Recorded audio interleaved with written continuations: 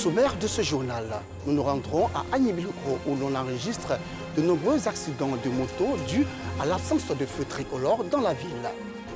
Et puis, l'ancien président du Tchad, Hissène Habré, est décédé aujourd'hui à l'âge de 79 ans. Mesdames et messieurs, bonsoir. Merci d'avoir choisi RTI2 pour vous informer. Bienvenue. Rendons-nous tout de suite à Agnibilokro, cette ville sans feu tricolore située à l'est de la Côte d'Ivoire. Avec une population estimée à plus de 85 000 habitants, la ville enregistre plus de 10 accidents de moto par jour, selon les autorités de la localité. Une situation qui inquiète les populations. Et à côté de cela, la ville fait face à de nombreux problèmes sécuritaires. Georgette Ido, Gilles Tonien et Salif Koné nous reviennent d'Agnibilokro. Voici leur reportage. Non mais attends, je lui dis ça. Parce que les choses de colasse là, au Carrefour, toi, tu veux rentrer dans Carrefour, ça là, on t'a pris comme chauffeur de colasse. En colère, ce chauffeur de taxi vient d'être victime d'un accident occasionné par ce camion. La cause de l'accident, l'absence de feux tricolores dans la ville. Il n'y a pas de feu. Hein? La ville là n'est pas grande comme ça, mais c'est vrai, on a beaucoup de véhicules ici. Il n'y a pas de feu, il n'y a rien. On est obligé de se frotter, on est obligé, beaucoup de morts. Ici là, on a un problème. Chaque carrefour, chaque jour, fait, c'est accident. Donc vraiment, si vous pouvez envoyer feu, au niveau d'Agnibilokro, ça nous arranger. Il n'y a pas de feu, il n'y a aucune feu à Agnibilokro.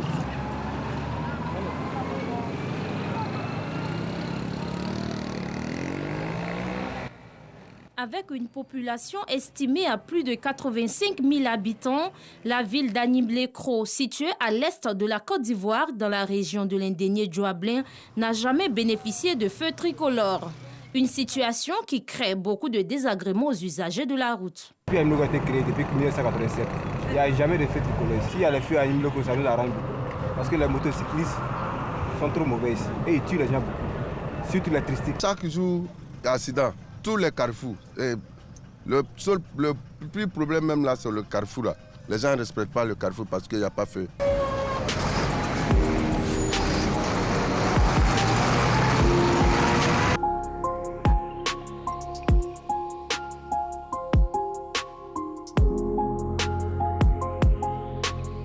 Agnibilokro enregistre en moyenne 10 accidents par jour, dû au manque de feux tricolores selon les autorités administratives de la localité.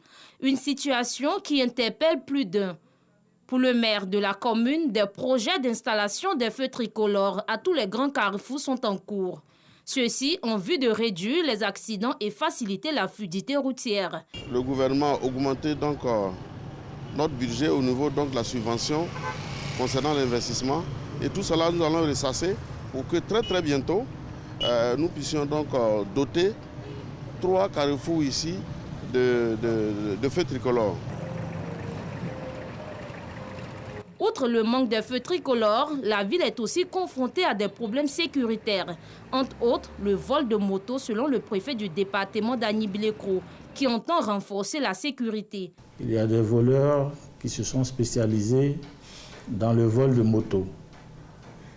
Et c'est un commerce florissant parce que ici, la moto est un moyen facile de déplacement et donc il y a beaucoup de motos. Les vols de motos sont récurrents. Les forces de l'ordre et la préfecture, nous avons ce qu'on appelle le comité départemental de sécurité. Et donc chaque mois, nous tenons des réunions sécuritaires pour faire le point des problèmes en la matière. En attendant la présence des feux tricolores dans la ville, les usagers négocient entre eux en cas d'accident. C'est le cas de ce chauffeur. Voilà, prudence sur nos routes. La Sodexam, quant à elle, a abrité mardi une séance de présentation du 6e rapport d'évaluation du climat rédigé par le groupe d'experts intergouvernemental sur l'évaluation du climat. Une présentation qui a permis aux experts de réagir sur l'impact des changements climatiques en Côte d'Ivoire et en Afrique. Le point avec Alassane Parguin-Drabo. Si rien n'est fait au cours des prochaines décennies, le réchauffement planétaire dépassera 1,5 et 2 degrés Celsius au cours du XXIe siècle. Des chiffres qui inquiètent le groupe d'experts intergouvernemental sur l'évolution du climat.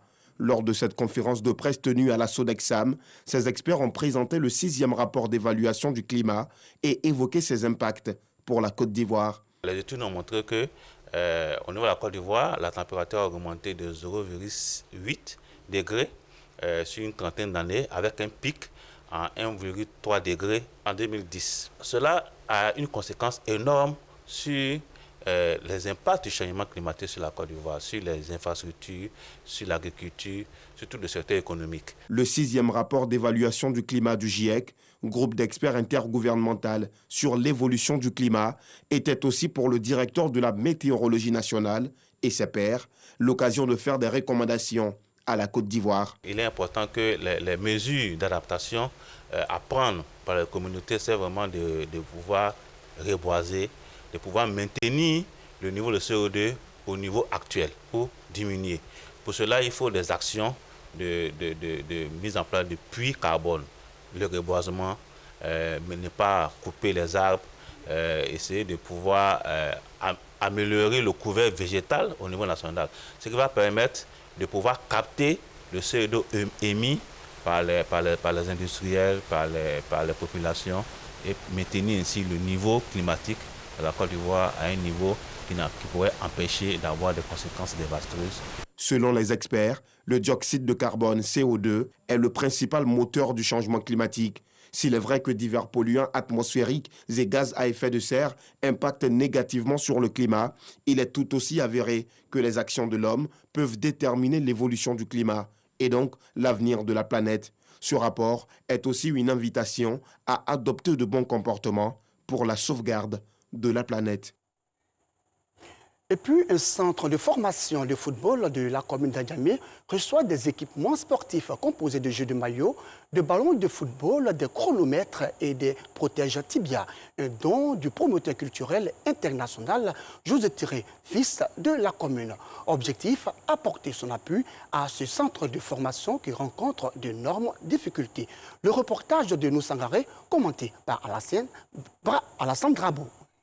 Ils ont entre 8 et 13 ans. Ismaël, Muntala et Ibrahim ont en commun l'amour pour le football. Cet après-midi, ces 3 garçons se rendent à l'entraînement pour la préparation d'un match de football. C'est dans ce parking de la cité Rane, dans la commune d'Adjamé, transformé pour la circonstance en un terrain de football, que ces 3 garçons se retrouvent pour vivre leur passion.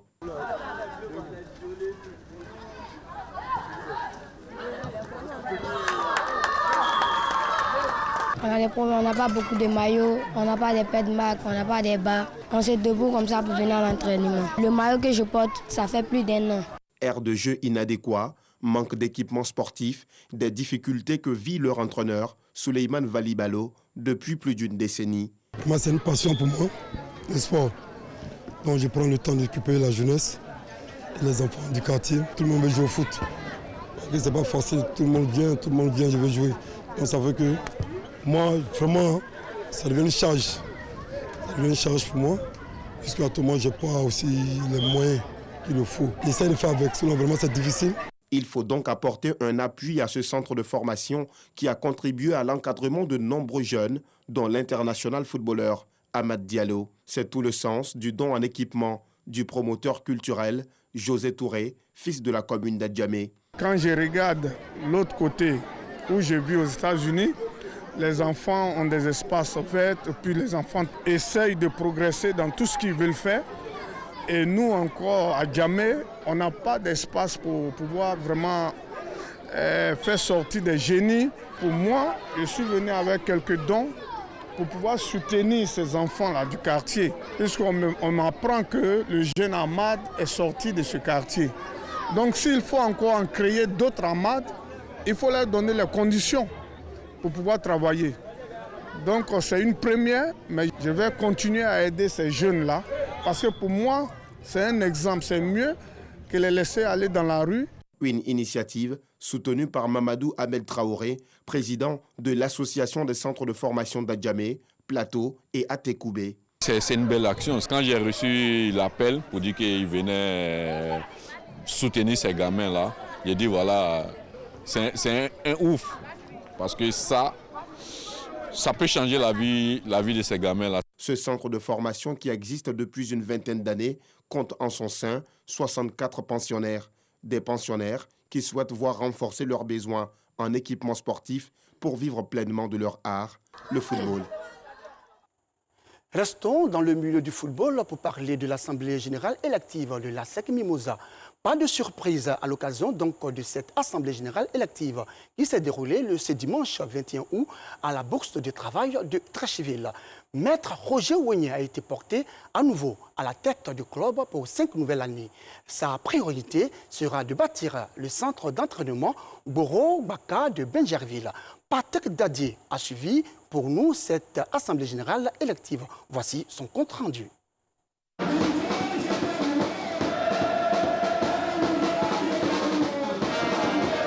Comme si Dieu approuvait l'Assemblée générale élective de la SEC Mimosa ce dimanche 22 août 2021. Tout débute par cette libation divine, certainement pour réduire à néant les mauvais esprits. À l'entrée de la grande salle de la Bourse du Travail, où se tiennent les assises, on fait de petites et de grandes affaires dans la vente des produits du Club Jaune et Noir. On a confectionné plus de 500 t-shirts, il reste seulement que 7. Voilà. J'avais 50, mais là, une chape, ça va être j'avais 20 chapes, ça me reste 6. Dans la salle pleine à craquer, des banderoles fixées au mur parlent d'elles-mêmes. Le mur jaune, le comité officiel d'animation de la SEC Mimosa, peut ouvrir les hostilités.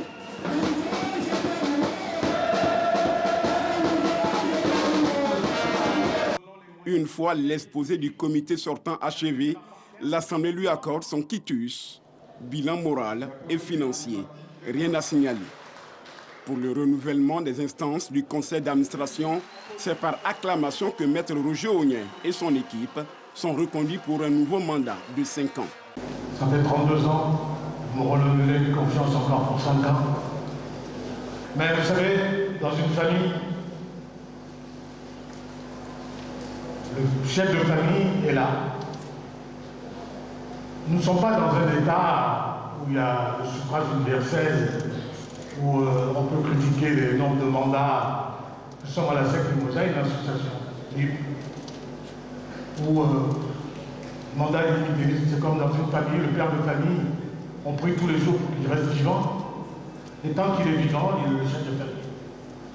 Rappelons que l'originaire de Moossou est en place depuis 1989. Désormais, un président délégué à la personne de Pierre Billon assurera l'intérim du PCA en cas de vacances prolongées. Pour les 5 prochaines années, le projet de construction du centre d'entraînement de Benjerville, baptisé Borok Baka, sortira de terre très bientôt. Quant à la saison 2021-2022, le club le plus populaire du Côte d'Ivoire s'est renforcé avec 9 recrues venues de divers horizons. Parmi elles, le désormais ancien milieu de terrain de l'Africa Sport d'Abidjan, Zouzoua Pakom ou encore Clément Pitroapa, les liens venus du championnat élite du Burkina Faso. S'agissant de Julien Chevalier, une rallonge de 3 ans lui a été accordée. Pour finir, le PCA réélu a décoré les acteurs qui ne cessent de s'investir entièrement pour la SEC Mimosa, fondée en 1948. Intéressons-nous à présent aux émissions de vacances de la RTI qui permettent d'occuper seulement la jeunesse ivoirienne pendant les vacances scolaires.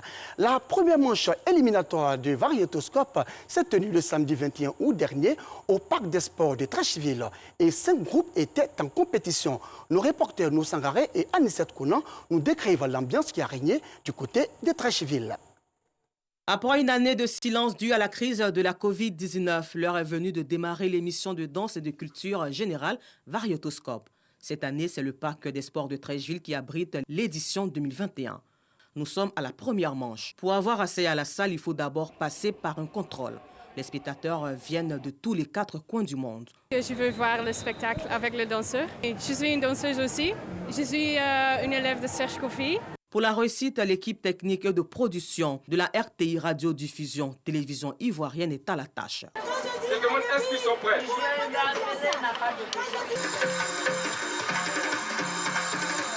Une fois dans la salle, une animation en direct pour permettre au public de vibrer et vivre des moments d'émotion, mais aussi aux téléspectateurs de partager des instants de joie.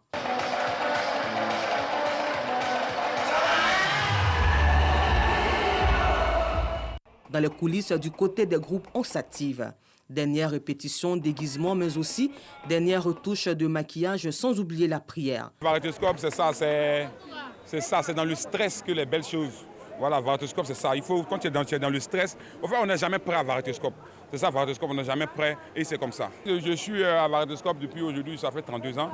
J'ai commencé en tant que danseur et en tant que chorégraphe et je suis encore aujourd'hui. Je suis un puits de Variétoscope. Je suis volcano parce qu'il y a eu Variétoscope qui a existé un jour. Après 5 heures de show, l'équipe qualifiée pour la finale exprime toute sa satisfaction.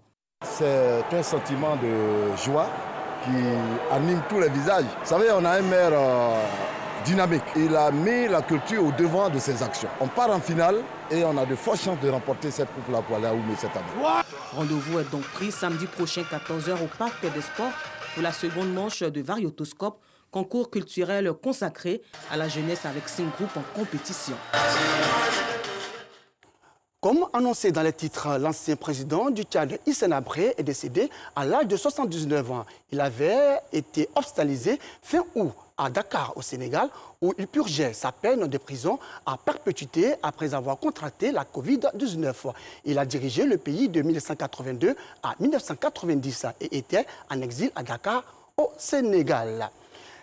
Voilà, c'est la fin de ce journal. Nous profitons pour souhaiter un prompt rétablissement à notre présentatrice, Ami Koulibaly. Merci à vous de nous avoir suivis. Je vous retrouve demain, même canal et même heure. Merci.